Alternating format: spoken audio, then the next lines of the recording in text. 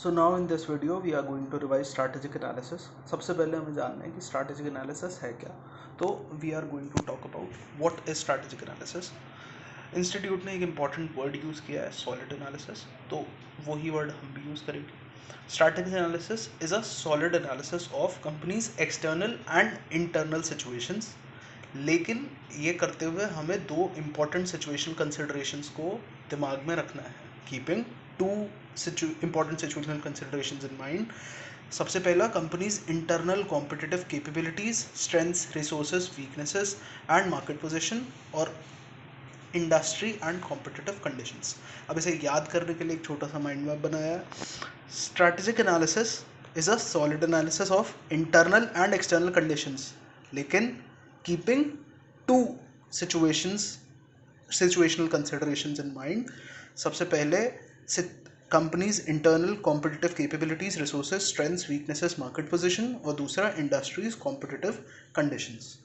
अब हमें रिवाइज करना है issues that should be considered for strategic analysis, या फिर कह सकते हैं factors to be considered for strategic analysis. तीन बातें इसमें ध्यान रखना है, तीन फैक्टर्स, तीन इश्यूज हैं जिनको हमें ध्यान में रखना है व्हाइल डूइंग स्ट्रैटेजिक एनालिसिस. सबसे पहले strategy evolves over a period of time, दूसरा बैलेंस, तीसरा risks. Strategy evolves over a period of time. Basically strategy एक एक्सटेंडेड पीरियड ऑफ टाइम में लिए गए स्मॉल डिसीजंस के एग्रीगेट का रिजल्ट है. ठीक है, तो स्ट्रैटेजिक एनालिसिस करते हुए ये बात ध्यान रखनी चाहिए. तो strategy is a result of series of small decisions taken over N extended period of time. इसके लिए एक छोटा सा डायग्राम है. Result of series small decisions, ये जो छोटी भी पीक्स दिख रही हैं ये सारे डिसीजंस हैं. अब इसके लिए एक पिक्टोरियल रिप्रेजेंटेशन चाहिए था, तो इसलिए मैंने इस तरीके से बना लिया है. रिजल्ट्स ऑफ सीरीज, एक रिजल्ट पेपर फॉर्म में एक डॉक्यूमेंट टाइप होता है, इसलिए मैंने एक डॉक्यूमेंट टाइप बनाया और उसके अंदर एक सीरीज बनाई जिसमें स्मॉल डिसीजंस हैं. तो result of series of small decisions taken over N extended period of time. ये पूरा एक एक्सटेंडेड पीरियड ऑफ टाइम है लेफ्ट से राइट जो जा रहा है. तो strategy is a result of series of small decisions taken over N extended period of time. अब इसके बाद हम आ जाते हैं बैलेंस पे. तो balance, there should be a workable match. Workable match word use हुआ है. वर्केबल मैच का मतलब है कि परफेक्ट मैच तो नहीं है लेकिन वर्केबल है, फीजिबल है, क्योंकि perfect match isn't possible. Actually real world में फीजिबल मैचेस काम करते हैं. ठीक है, इफेक्टिव होता है. There should be a workable match of internal potential of the organisation with environmental opportunities. तो कंपनी ऑर्गेनाइजेशन के इंटरनल पोटेंशियल का एक वर्केबल मैच होना चाहिए with the environmental opportunities that are offered in the external environment. इसके बाद हम आ जाते हैं मैनेजर्स की रिस्पॉन्सिबिलिटी. मतलब बेसिकली इससे रिलेटेड मैनेजर की क्या रिस्पॉन्सिबिलिटी है. Manager is responsible for strategic decision.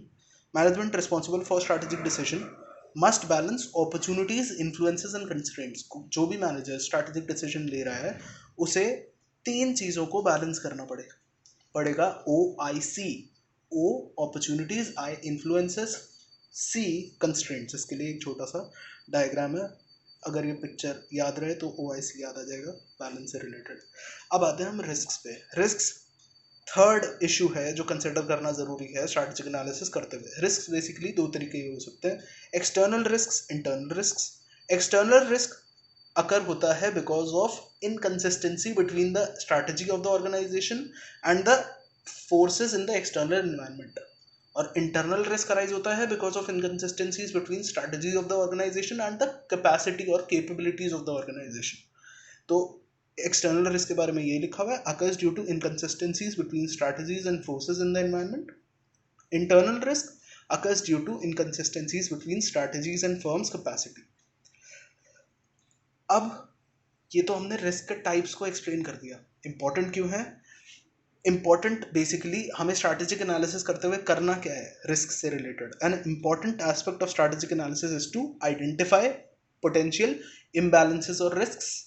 Basically potential imbalances या होने वाले रिस्क्स को आइडेंटिफाई करना है और फिर असेस करना है कि उनका क्या कॉन्सिक्वेंस हो सकता है, क्या इम्पैक्ट हो सकता है.